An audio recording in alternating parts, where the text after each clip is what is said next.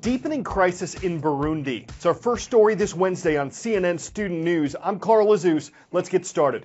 Burundi is a tiny nation in Central Africa. It's a little smaller than the U.S. state of Maryland. Burundi's population, about 10.4 million. It has an election coming up in June, and President Pierre Nkurunziza is running for a controversial third term. Controversial because he's served the two-term limit. But he wasn't elected by the Burundian people for his first term. He was elected by parliament. So he argues he should be allowed to run again. A Burundian court agrees with him. Many protesters do not. There was a recent military coup that failed. Because the nation came out of civil war as recently as 2003, many Burundians fear another one could be ahead.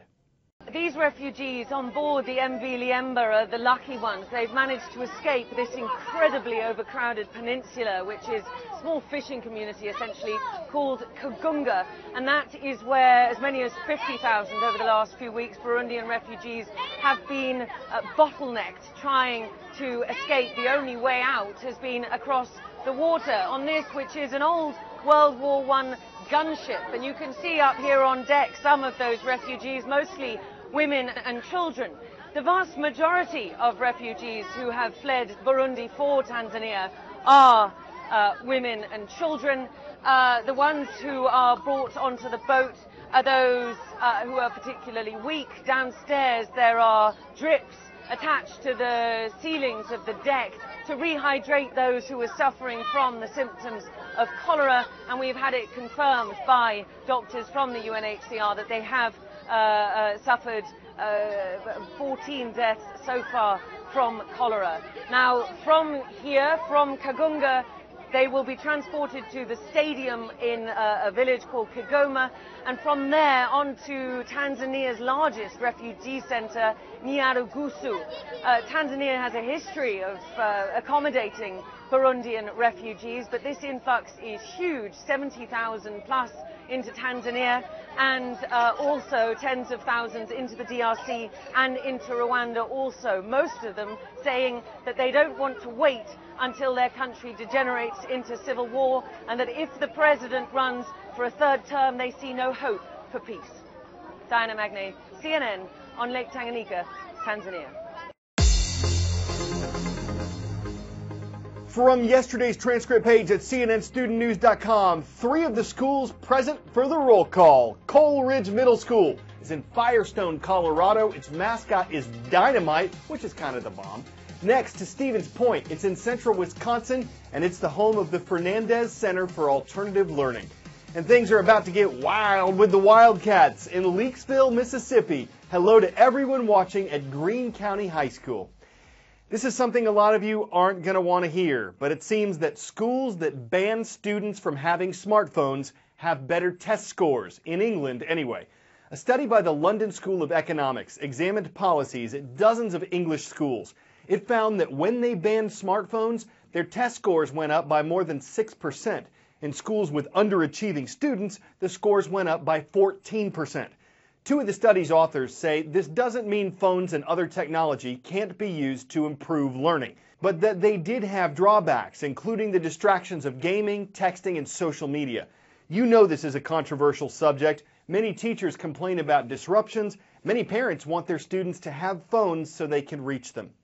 Dean Kamen is an American engineer. He's probably best known for inventing the Segway, though he has a number of medical inventions on his resume. He also founded a championship event for students. The most recent one was in late April. It's part of Kamen's push to inspire students to think less about becoming sports stars and more about being science and technology stars. Out of the way, out of the way.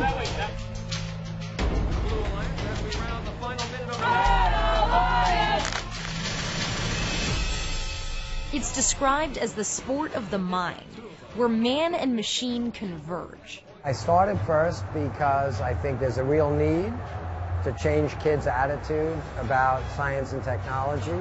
First, for inspiration and recognition of science and technology. Dean Kamen started the mentor-based program 25 years ago when he noticed a trend in American kids losing interest in science and technology.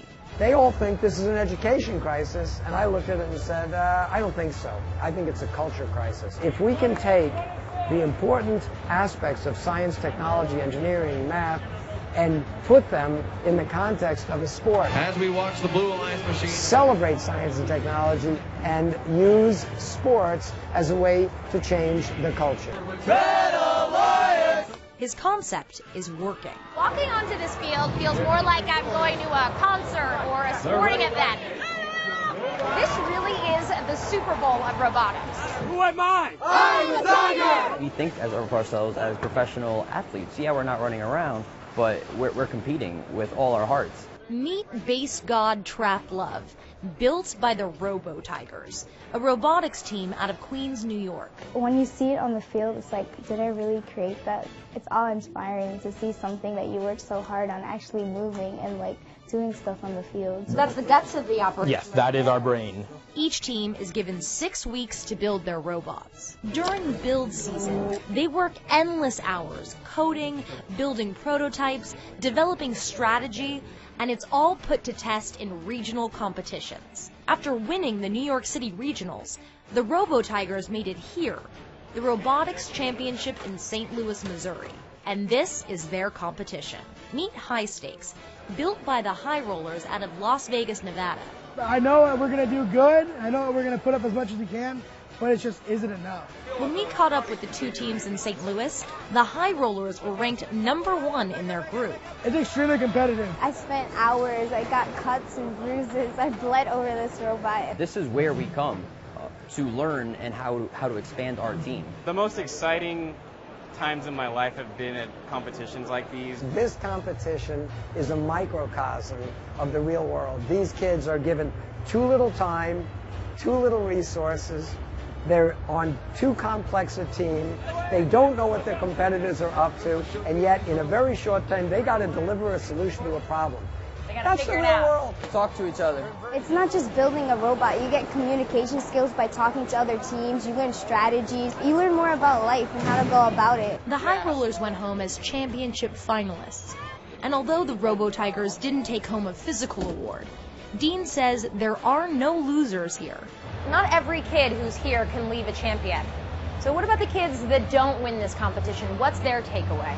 I would tell you, not every robot's going to win, but every kid's already a winner. Here, every kid on every team can turn pro. What are you doing after this competition? You're a senior now. Are you going to study engineering? I am.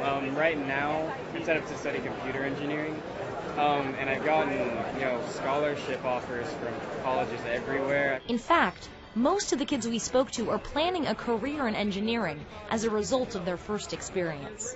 So if you hadn't discovered the world of robotics and engineering, what do you think you'd be doing?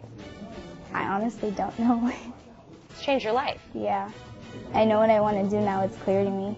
I think most of the kids here in a year or two will not remember which robot won. They will not care which robot lost. They leave here with a whole new perspective on the world.